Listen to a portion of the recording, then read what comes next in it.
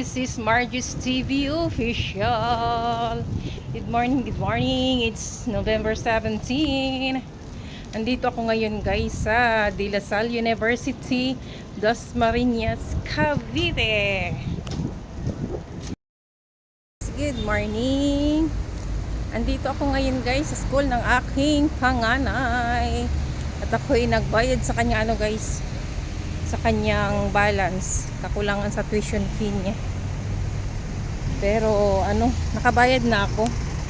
Mag-ikot-ikot muna ako dito.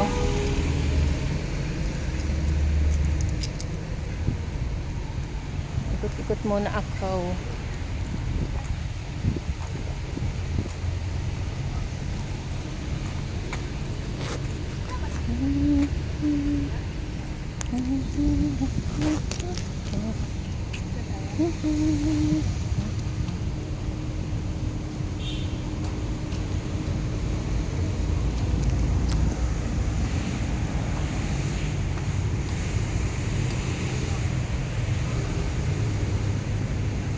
At La Salle, to guys, La Salle Dasmariñas, Cavite. Bibili ako ng t-shirt. Yung panibagong t-shirt. Meron akong binili, kaya lang gusto kong bumili pa ng isa. Para may remembrance. Kasi graduating na kasing anak ko. Fourth year, na siya ngayon? Fourth year college. Oh my God. Kaya mag-a-avail ako ng panibagong t-shirt ng La Salle.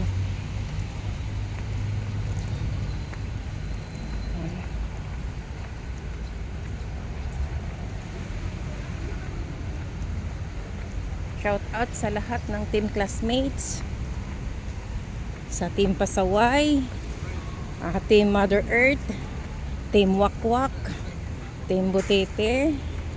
Shout out sa inyong lahat. Here I am again. Lalakad-lakad ako guys.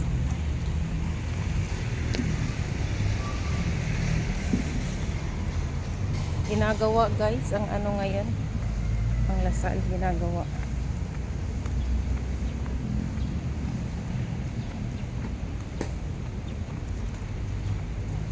Magkakaroon din dito guys sa Cavite ng Ateneo. Ateneo tsaka ano nga ba yun? UP. Magkakaroon daw dito.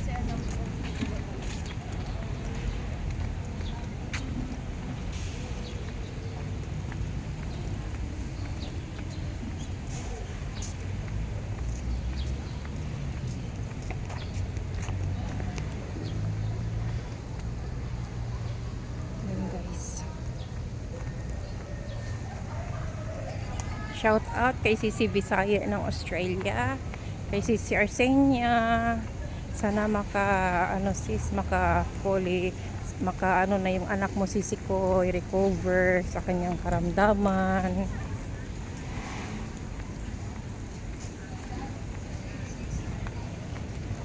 Shout out. Pagaling ka, Vivian. Ampo lang sa Ginoo.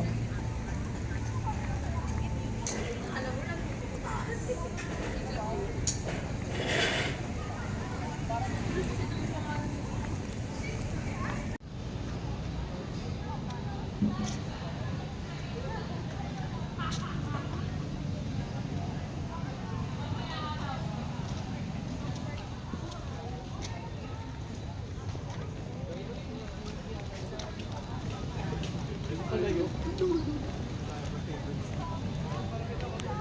ang ganti nila sa pagiging lake. Pero nasa gitna ng lake yun.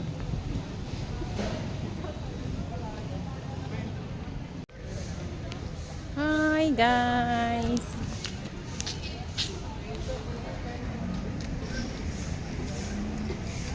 Gato na natin pre, may dito sa bibig.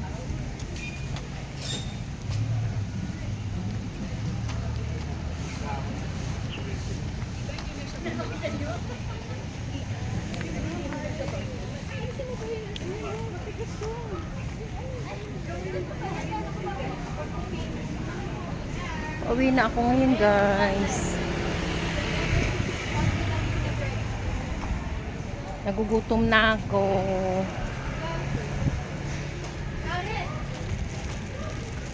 Tama yan!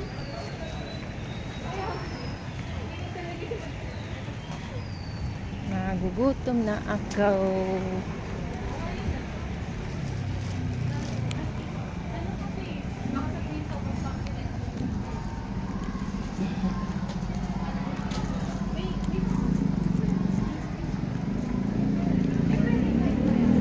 Malaking ano to guys, eskwelahan. Parang mas malaki pa yata tong Lasal Dasma kaysa sa Lasal ano, TAF. Laki. Yan o, may ano siya guys, oh. Ano ba tawag niya? Fountain pala. May fountain siya guys.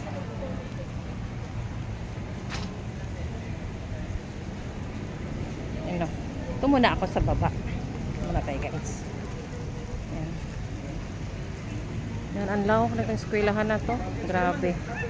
Kaya nga may mga ano dito, may mga service dito sa loob. Pero free rides naman siya, walang bayad. Sa mga student lang ha. Yan.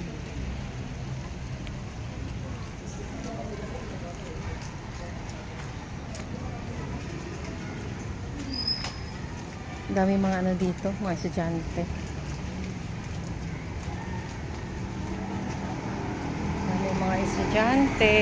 Ang daming mga puno dito, kaya tinatawag silang ano, Lasal, ano, anong ba tawag dito? Lasal Bukid kung tawagin. Kasi ang daming mga puno, tapos mga ano, ang tatagal na ng mga punong ano dito, kahoy. Mga ilang dekada na rin siya. Yan.